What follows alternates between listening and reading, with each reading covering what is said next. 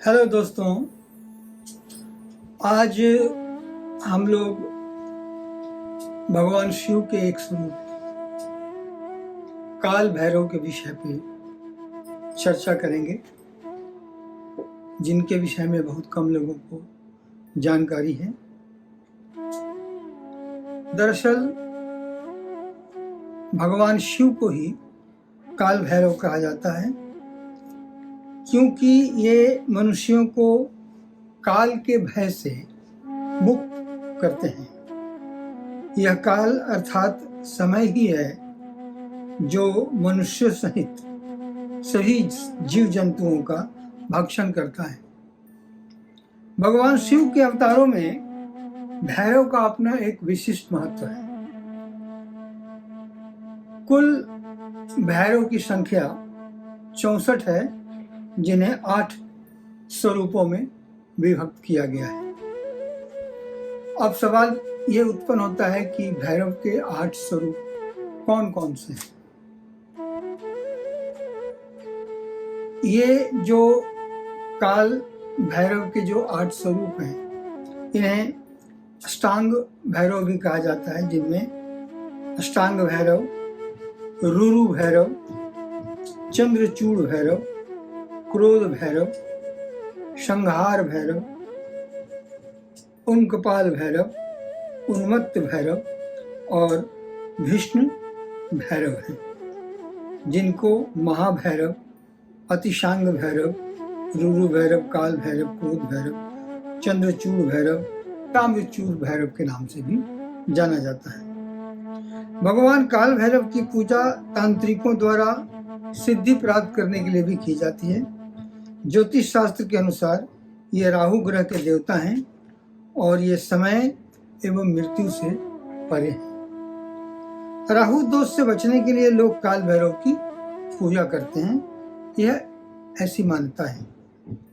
शिव महापुराण के अनुसार भगवान शिव ने ब्रह्मा के अहंकार को तोड़ने के लिए काल भैरव के रूप में स्वयं को अभिव्यक्त किया था, जिसके चलते उनके ऊपर ब्रह्म हत्या का दोष भी लगा था। ये सभी भैरव महाकाल भैरव के अंतर्गत नियंत्रित होते हैं।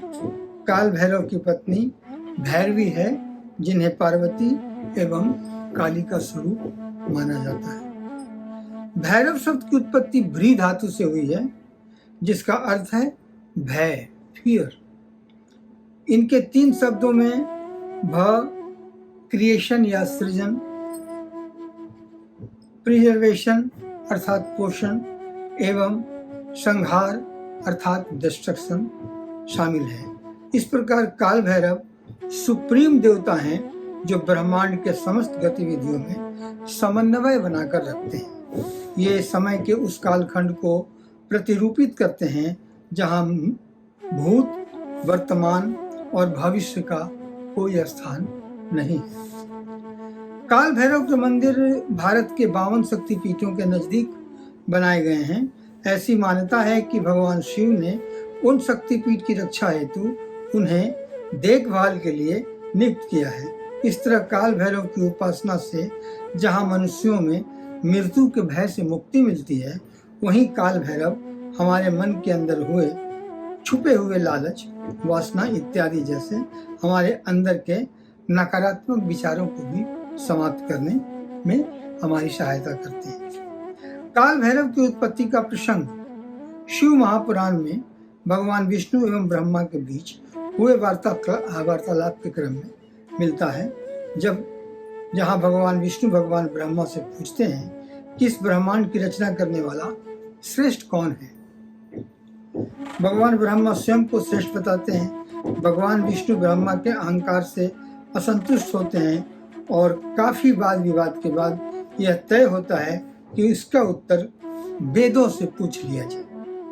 ऋग्वेद भगवान शिव को सर्वशक्तिमान देवता के रूप में भगवान शिव को श्रेष्ठ घोषित करता है। इसी प्रकार यजुर्वेद, सामवेद एवं अथर्ववेद द्वारा भी भगवान शिव को ही सर्वश्रेष्ठ देवता घोषित किया जाता है।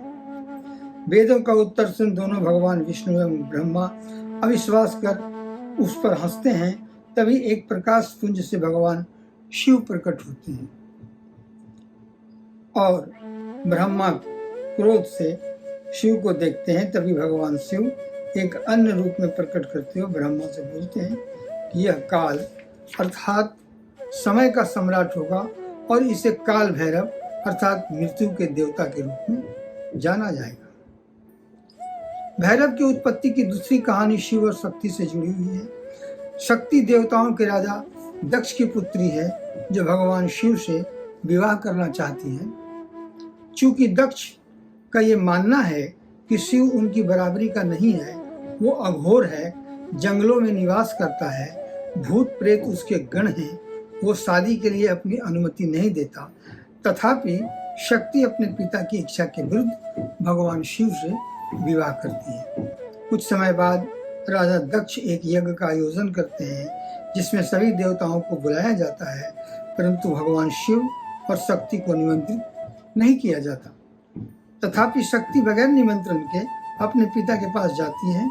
दक्ष उन्हें देखकर भगवान शिव के लिए अपशब्द बोलते हैं और उनका अपमान एवं अनादर करते हैं। शक्ति इसे सहन नहीं कर पाती और हवन कुंड में ही सती हो जाती है।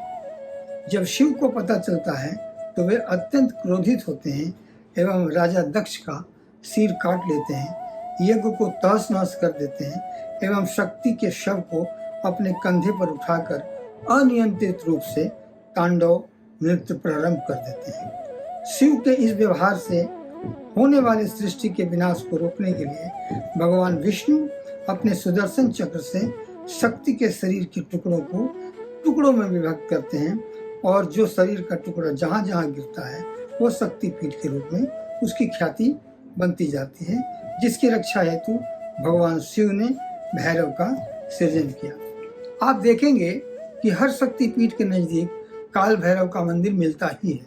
शैव तांत्रिक साहित्यों में जिसे आगम कहा जाता है, काल भैरव को समय का शासक बताया गया है।